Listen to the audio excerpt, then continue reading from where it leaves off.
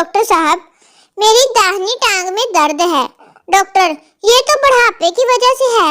मरीज, मगर डॉक्टर साहब मेरी दूसरी लात दी हुई थी, वही उम्र हो गई है, ओ ते नहीं दुखन दई, तू दवाई देन दा मारा इंज कहन दिया वा। लड़का चाहे जितनी मर्जी अच्छी पोस्ट करे, दोस्तों सब इग्नोर करते हैं। लड़की खाली लिख दे सर में दर्द है तो सारे मुंडे कंजर हकीम लुकमान बन जांदे ओनु दसण। पता है शादी के बाद आधा कंबल बीवी को भी देना पड़ता है। ज्यादा नखरे करो तो अगली पूरा खोल लेंदी है, कहंदी मेरे अब्बे ने दिता वा, चल अपनी अम्मा कोल दाई लेके ते परे थल्ले जाके साओ। चलो सब अपने टीचर की फेमस डायलॉग्स बताएं, देखते हैं किसकी लाइन ज्यादा फनी होगी।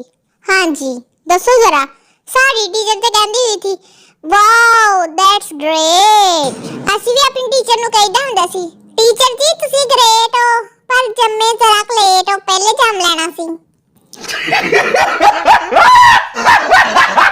पंजाबी और खान। एक पंजाबी ने पेशावर में कलेशनकोफ का सौदा किया। खान, यहीं पर लेनी है तो 40,000 की, और अगर घर पहुंचवानी है तो 1 लाख की। पंजाबी, ये लो 1 लाख और लाहौर पहुंचा दो। खान, ठीक है, घर पहुंचकर फोन कर देना। पंजाबी, घर पहुंचकर, हाँ खान साहब मैं घर पहुंच गया हूँ। खान, ठीक है, कलेशनकोफ तुम्हारी गाड़ी के नीचे बांधा हुआ है, वहां से ला लो। वाह भाई वाह, चूना लाता पठाना ने तानू। आज गलती से पंखे का बटन क्या दब गया, सब ऐसे देखने लगे जिद्दां मेरा ताल्लुक किसी होर दुनिया तो है। फिर की होया, जरा ठंड से पक्का चल गया थे। ये पाकिस्तान का ही हुस्न है कि जहाँ रोते हुए बच्चे को मजीद चपेड़े मारकर चुप कराया जाता है। चुप कर वे अनिथिया बचिया। आज देखा है इसको 7 बच्चों के झुरमुट में गालिब, जो कहती थी तुम ना मिले तो तमाम उम्र कुंवारी रहूंगी।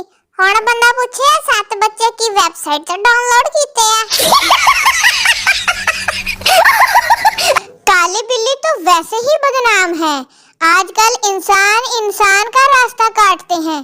पता चल जावे किते चंगे काम लई चला, नाल ही मरना पै जांदा वा इन्हां नूं। एक हम है जिसे दूसरों की नाराजगी का फौरन पता चल जाता है, लेकिन जदों असीं नाराज हुंदे ते दसना ही पैंदा मैं नाराज हां, नखत्तिया मना लवा मैनूं। कराची और लाहौर के लड़कों में बस इतना ही फर्क है कि लाहौर वाले लड़की से नंबर लेते हैं, जबकि कराची वाले मोबाइल लेके दौड़ जाते हैं। आहो, बाद च उन्हां दे घर दे नंबरां ते मिस कॉल मार दे कंजर। पूरी किताब याद कर लें, बस 2 लाइंस छोड़ दें, अगले दिन पेपर में वही 2 लाइंस कह रही होती है, बहन पहचाना मुझे, ए नखत्तियां भैणां नूं बंदा छित्तर मारे फड़।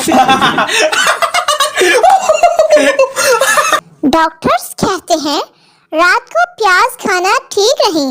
अब प्याज को पेट में क्या पता कि बात दिन की रात है। हेलो गाइस, कैसी लगी मेरी बात?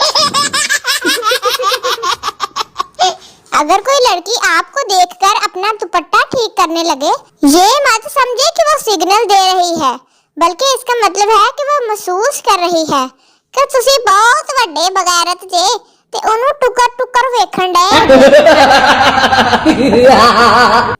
काश हमारे फेल होने पर अम्मी अब्बू कहते, तुम जीतो या हारो हमें तुमसे प्यार है चित्रों वाला।